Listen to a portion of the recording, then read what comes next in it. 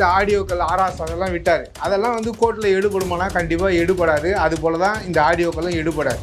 ஆனால் தகவல் உண்மை அப்படின்றது அவருக்கு தெரியுது. டெல்லியில் செங்கோட்டையிலிருந்து நம்மளை வந்து அடக்கவும் தேவையில்லை, இங்கே இருக்க ஜார்ஜ் கோட்டையிலிருந்து இங்கேயும் அடக்க தேவையில்லை அப்படின்ற அதை வந்து ரொம்ப குறிப்பாக சொல்லியிருக்காரு. கிராமங்கள் தோறும் தலைவன் வேணும்.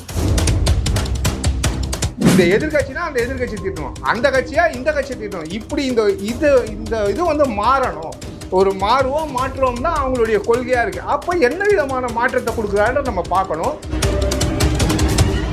ஒரு நாளாந்தர தொண்டன் பேசுறதுக்கும் ஒரு மாநில தலைவராக இருக்கிறது பேசுறதுக்கும் நிறைய வித்தியாசங்கள் இருக்கு. ஒரு பத்திரிகையாளராக இதை வந்து நம்ம வந்து ஒரு கண்டனம் தான் தெரிவிக்கிறோம்.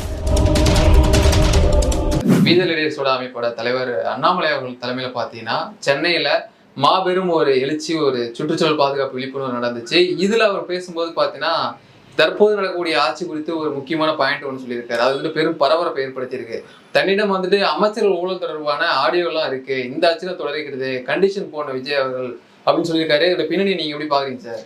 அதாவது ஆடியோ இருக்குது அப்படின்னா கண்டிப்பாக அவர்கிட்ட இருக்க தான் செய்யும். ஏன்னா அவர் ஒரு ஐபிஎஸ் ஆஃபீஸர். அதை ஏன் வெளியிடலை அப்படின்ற அந்த ஒரு இதுவும் நம்ம வந்து எடுத்துக்கலாம். அப்போ இந்த டிஎம்கே ஃபைல்ஸ் 1, 2ன்னு அவர் விடும்போது இந்த ஆடியோக்கள் ஆர்எஸ் அதெல்லாம் விட்டார். அதெல்லாம் வந்து கோர்ட்டில் எடுபடுமானா கண்டிப்பாக எடுபடாது. அது போல தான் இந்த ஆடியோக்கெல்லாம் எடுபடாது. ஆனால் தகவல் உண்மை அப்படின்றது அவருக்கு தெரியுது.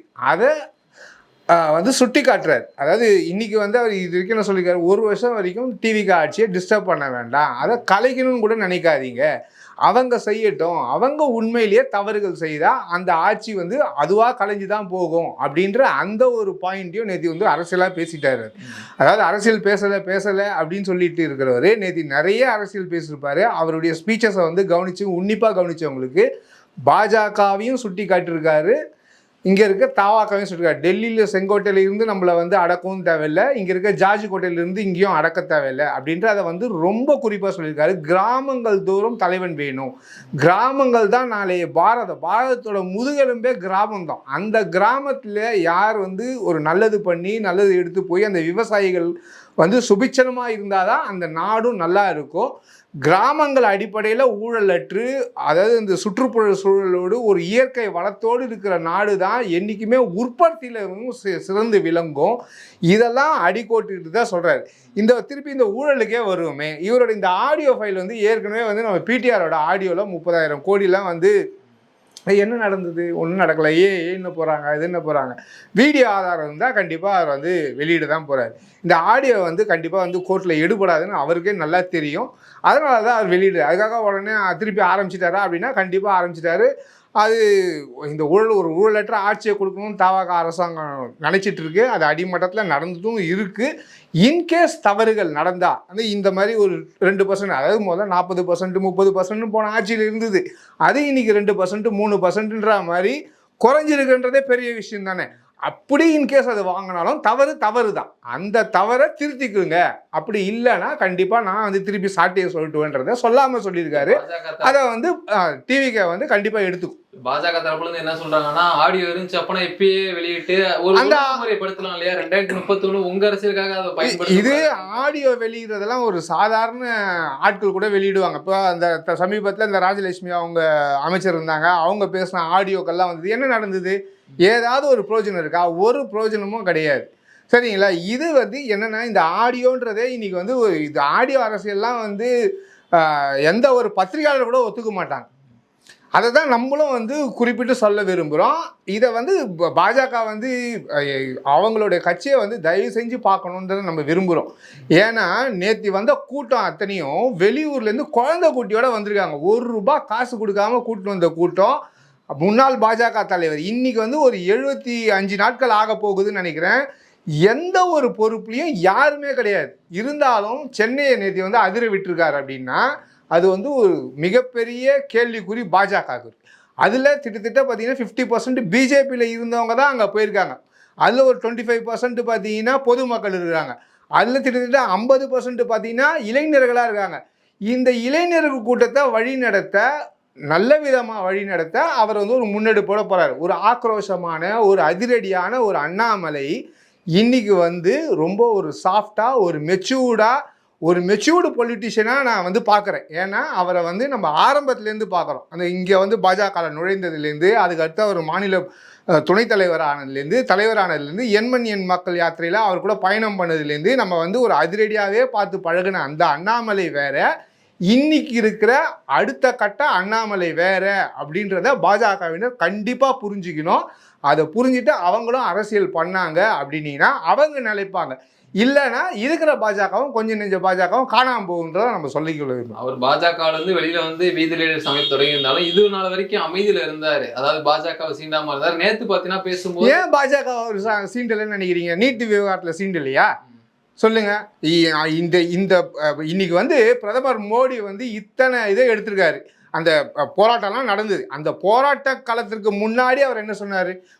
முதல்ல இங்கே ட்வீட் போட்டது யாரு? அண்ணாமலை தானே போட்டார். எங்கே தவறு நடந்தது? நீங்கள் 3 முறை, ஒரு முறை இல்லை 3 முறை நடந்திருக்கு அப்படின்னாரு. அப்பவும் முட்டு கொடுத்துன்னு தானே இருந்தாங்க இந்த பாஜகவினர். சொல்லுங்கள், அந்த நடவடிக்கைகள்லாம் எடுக்க முன்னாடி முட்டு கொடுத்து தானே இருந்தாங்க. அதுக்கப்புறம் போராட்டம் பெருசாக வெடிச்சுதா?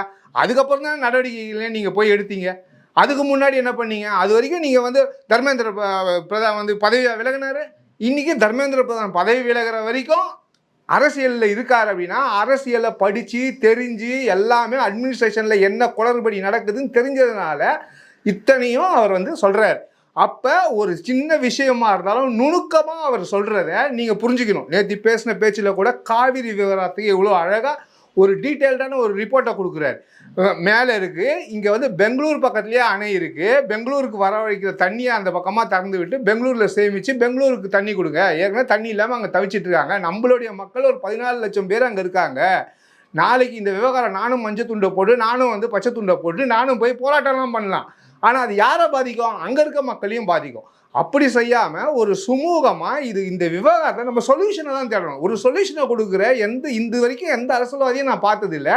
முதல் முறையாக நான் அந்த அரசியல்வாதியை பார்க்குறேன். ஒரு பத்திரிகையாளராக சொல்கிறேன். அதாவது வந்து இந்த எதிர்கட்சினா அந்த எதிர்கட்சி தீட்டணும், அந்த கட்சியாக இந்த கட்சியை தீட்டணும். இப்படி இது வந்து மாறணும். ஒரு மாற்றுவோம் தான் அவங்களுடைய கொள்கையாக இருக்குது. அப்போ என்ன விதமான மாற்றத்தை கொடுக்குறாருன்ற நம்ம பார்க்கணும். பொறுமை. இப்போ விஜய் ஆட்சிக்கே அவர் 1 வருஷம் டைம் கொடுக்குறாரு. இவர் எத்தனை நாள் ஆரம்பிச்சது? கரெக்டாக ஒரு அமைப்பாக தான் இருக்கிறாரு. இன்னும் அரசியல் கட்சியாக வராமல் அரசியலையும் சுட்டி காட்டுறாருன்னும் போது எங்கேயோ தவறு நடக்குதுன்னு நமக்கு தெரியுது. அந்த தவறுகளை சுட்டி காட்டும்போது நம்ம கேட்கணுமா வேணாமா? கேட்க வேண்டியது உங்கள் கடமை. அதை ரெக்டிஃபை பண்ண வேண்டியது உங்கள் கடமை. கர்நாடகத்துக்கு இவர் மாநில தலைவராக இருக்கும்போதே இவர் வந்து போராட்டம் பண்ணாரா இல்லையா? உண்ணாவிரதம் போய் உட்கார்ந்தாரா இல்லையா? தமிழர் நலன் முக்கியமாக இல்லையா நமக்கு? அந்த தமிழ் நலனுக்காக பேசுகிறார். நேற்று 3 பேர் சுட்டுக் கொல்லப்பட்டிருக்காங்க. அந்த விஷயம் இன்னைக்கு தான் டிவிக்கே கதெல்லாம் அறிக்கை விடுது. ஆனால் நேத்தியா அவர் வந்து அதை பேசுகிறாரு. அப்போ அவர் எந்த அளவு அரசியலில் இருக்கார், எந்த அளவு அரசியலை முன்னோக்கி எடுத்துகிட்டு போக போகிறாரு, இளைஞர்களுக்கு வழி விட்டு சொல்ல போகிறாருன்றதை நீங்கள் தான் புரிஞ்சுக்கணும். அமித்ஷா அவர் சொன்னார் என்னன்னு பார்த்தீங்கன்னா 3 வருஷம் டெல்லி பொறுப்பில் இருக்க சொன்னார். அதெல்லாம் உதறி விட்டு தான் வந்திருக்கேன். நான் வந்துட்டு பாஜகவோட பி டீம்லாம் இல்லை அப்படின்றத விளக்கம் கொடுத்துருக்காரு. எப்படி பார்க்குறீங்க? அதுதான் இப்போ இவ்வளோ நேரம் சொல்லிட்டு இருந்தேன். அதாவது காவிரி விவகாரமா அவர் எதிர்த்து தான் அரசியல் பண்ணார். மாநில தலைவராக இருக்கும்போது காவிரிக்கு நான் எதிர்த்து அரசியல் பண்ணேன்னாரு. வெளியே வந்துட்டாரு. வெளியே வந்தும் நீட் விவகாரத்துக்கு எதிர்த்து பேசினாரு. இப்போ இருக்க காவிரிக்கும் எதிர்த்து பேசுறாரு. 2வது பேசும்போது இந்தியாவில் எத்தனை கோடி மக்கள் வந்து வேலை வாய்ப்பு இல்லாமல் திண்டாட்டம் இல்லாமல் இருக்கிறாங்க, ஜென்சி எத்தனை சதவிகிதம், மோடி அவர்களுக்கு பல பத்திரிகையாளர்களும் விமர்சகர்களும் அடுத்து மோடி வரமாட்டாருன்னு இப்போத்துலேருந்தே சொல்ல ஆரம்பிச்சிட்டாங்க. அதற்கான ஒரு எச்சரிக்கை மணி இன்றைக்கே அவர் வந்து அண்ணாமலை நேற்று மேடையில் சொன்னதாக தான் நீங்கள் எடுத்துக்கணும். ஏன்னா இந்த புரட்சி, இந்த ஜென்சி புரட்சி தான் இங்கே தமிழ்நாட்டில் ஒரு ஆட்சி மாற்றத்தை கொண்டு வந்தது.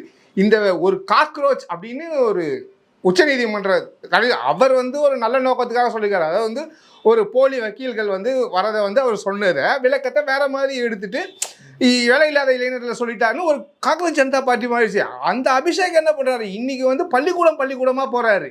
அவர் போய் அவர் நாளைக்கு ஒரு ஆட்சி மாற்றம் வந்ததுன்னா என்ன பண்ணுவீங்க? பாஜகன்றது இன்றைக்கி ஒரு எச்சரிக்கை மணியாக எடுத்துகிட்டு போங்கன்னு தான் சொல்ல முடியும். வேறு எதுவும் பாஜகவுக்கு அடித்த எச்சரிக்கை மணியாகவே நினச்சிக்கோங்க. அவர் வந்து இன்றைக்கி பாஜகவில் இல்லைல்ல, அவர் ஏன் பாஜகவாக இருக்கணும்? ஆர்எஸ்எஸ் இந்த தான் படித்தவர் தான். ஆர்எஸ்எஸ் என்ன சொல்லுது? எல்லோரும் சமந்து. நீங்கள் அன்றைக்கி அவரை எப்படி விமர்சிச்சிட்டீங்க? அதாவது வந்து அவர் வந்து சாதியை வீட்டில் வை, மதத்தை வீட்டில் வை அப்படின்னா நீங்கள் என்ன சொல்லிட்டீங்க? இவரும் வந்து ஒரு பச்சோந்தி ஆகிட்டார் அப்படின்றீங்க. அவர் என்ன சொல்கிறார்? உங்களுடைய அடையாளத்தை மறைச்சிட்டு வாங்க சொன்னார். இல்லை, அப்துல் கலாம் இதுக்கு போகிறாரு. அவங்க வேண்டுறாங்க, அவர் தலையில் பாகையை போட்டுக்கிறார். இவர் பாரு இது வரைக்கும் வந்து இது குல்லா போட்டுக்கிறாரு அப்படின்னா குல்லாவா போட்டாரு, கர்ச்சீஃப் கட்டினாரு. எல்லாத்துக்கும் வந்து பாஜகவினர் வந்து அண்ணாமலையை நீங்க விமர்சனம் பண்ணாதீங்க. தயவு செஞ்சு இன்னைக்கு இருக்கிற ஆட்சியில நடக்கிற தவறுகளை, குற்றச்சாட்டுகள் என்னென்ன நடக்குதுன்னு பார்த்து அந்த குற்றச்சாட்டுகளுக்கு நீங்க பதில் சொன்னா போதும். அண்ணாமலை பின்னாடி ஏன் திரியுறீங்கன்றதா நம்ம கேள்வியா இருக்கு. பாஜக மாநில தலைவர் நயினார் நாகேந்திரன் அவங்களை கைது செய்யணும் அப்படின்னு சொல்லிட்டு பாத்தீங்கன்னா தவேகாவோட கூட்டணி கட்சி தலைவர் பலர் முதல்ல கண்டனத்தை தெரிவிச்சிட்டு இருக்காங்களே, அவர் என்ன தப்பா பேசுறாருன்னு நினைக்கிறீங்க சார் நீங்க? இல்ல, அவர் வந்து ஒரு தப்பாதான் பேசினார். ஏன்னா இது என்னை பொறுத்த வரைக்கும் தலைவர்கள்லாம் இருக்கிறவங்க ஒரு மேடை நாகரிகத்தோட ஒரு எச்சரிக்கையோட பேசணும். உதயநிதி அவர்களுக்கும் அவர் வந்து பேசுறது தவறுன்னு நம்ம இதை வந்து பதிவு பண்ணியிருக்கோம். ஏன் அப்படின்னா, யாரோ ஒருத்தர் ஆக்ரோஷமாக ஒருத்தர் வந்து த்ரிஷான்னு சொல்கிறான், உடனே அங்கே தண்ணி வந்தால் போதும் அப்படின்னா அதனுடைய மடை மாறுது பாருங்க. அப்போ அது வார்த்தை தவறா? இங்கே ஸ்டாலின் எங்கள் அப்பாவை காணும் உதயநிதி அவர்கள் வந்து சட்டமன்றத்தில் பேசுறாரு. இன்னைக்கு நீங்கள் வந்து சட்டமன்ற உறுப்பினராக கூட ஸ்டாலினை போய் அங்கே வந்து சட்டமன்ற மரபோட இவர் வந்து அப்பாவை காணும்னு சொன்னால் அதெல்லாம் நியாயமா அப்படின்னா, உள்ளுக்குள்ளே நடக்கிறது. அதுக்கு உதயநிதி அவர்கள் பதில் சொல்ல போகிறாரு. நீங்கள் போய் அம்மா கிட்ட கேளுங்க அப்பாவேன்னா அது எவ்வளோ ஒரு அநாகரிகமான வார்த்தை. இது உண்மை தானே? அப்போ அந்த ஒரு தலைவருக்கு ஏற்றாருக்கு, அதாவது ஒரு நாளாந்தர தொண்டன் பேசுறதுக்கும் ஒரு மாநில தலைவராக இருக்குது பேசுறதுக்கும் நிறைய வித்தியாசங்கள் இருக்குது. ஒரு பத்திரிகையாளராக இதை வந்து நம்ம வந்து ஒரு கண்டனம் தான் தெரிவிக்கிறோம். ஏன்னா இது இனிமேல் நடக்கவே கூடாது. டிவிக்கே ஆட்சிக்கு வந்து பார்த்தீங்கன்னா 100 நாள் கடந்து விட்டது. அதற்காக வீடியோவும் அரசு தரப்புலேருந்து வெளியிட்டிருக்காங்க. நீங்கள் எப்படி பார்க்குறீங்க இந்த 100 நாள் ஆட்சி? 100 நாள் ஆட்சி என்னை பொறுத்த வரைக்கும் நான் என்ன மார்க் கொடுப்பேன் அப்படின்னா, பாஸ் மார்க் தாண்டலை. ஏன் பாஸ் மார்க் தாண்டலைன்னா, அவங்களால செய்ய முடியாது இந்த 100 நாளுக்குள்ளே. இது வந்து கண்டிப்பாக ஒரு 2.5 வருஷம் தேரும். சிஸ்டத்தை மாற்ற 20 வருஷம் தேரும். ஏன்னா அடிமட்டத்தில் லஞ்சம் ஊழல் வாங்கினவன் கை வந்து சும்மா இருக்காது. சொன்ன மாதிரி தான் இந்த 40% 30% வாங்கினவன் இன்றைக்கி 2% 3% இறங்கி வந்திருக்காங்கன்னா அது ஒரு மாற்றம். அடித்தட்டு மக்கள் செல்ஃபோனை வச்சுக்கிட்டு ஏன் என்ன கேட்குற, எதுக்கு கேட்குறேன்னு இன்றைக்கி வந்து தரையில் இறங்கி கேட்குற அளவுக்கு அந்த ஊழல் வந்து மலிஞ்சிருக்கு. ஆனாலும் இங்கே இருக்கிற நிறைய அரசு சொத்துக்கள், ஏற்கனவே ஒரு வீடியோவில் கூட சொல்லியிருப்பேன் நம்ம சேனல்லையே, அரசு சொத்துக்கள் நிறைய கலீபகரம் செய்யப்பட்டு இருக்கிறது. அந்த கலேபரம் செய்யப்பட்ட அத்தனை சொத்துக்களை என்னைக்கு மீட்டு என்னைக்கு நம்ம அரசு கஜானாவில் இந்த தாவாக அரசு கொடுக்குதோ அன்னைக்கு தான் நான் வந்து பாஸ் மார்க் மேலேயே நான் போடுவேன். அது வரைக்கும் இந்த தாவாக அரசாங்கத்துக்கு ஒரு முற்றுப்புள்ளியாக தான் நம்ம வைக்கிறோம். எல்லா நடவடிக்கை, போதை மருந்து நடமாட்டமாக இருக்கட்டும், அங்கொன்றும் இங்கொன்றுமான சில தவறுகள் நடந்துகிட்டே இருக்குது. 2-3 கொலைகள் கூட நடந்திருக்கு இந்த போதை பழக்கத்தால். கண்டிப்பாக இரும்பு கரம் கொண்டு விஜய் வந்து அடக்குவார்ன்றதை நம்ம வந்து நம்புகிறோம். அந்த நம்பிக்கையில் இந்த 3 மாதம்தான் ஆனதுனால அவருக்கு வந்து இன்னைக்கு வந்து அவருக்கு வந்து நம்ம ஒரு டிக்கா போகிறோம். நம்ம வந்து கண்டிக்கலை, திருப்பி தட்டி கொடுக்குறோம், குட்டலைன்றதை சொல்லிக்கொள்ள விரும்புகிறோம்.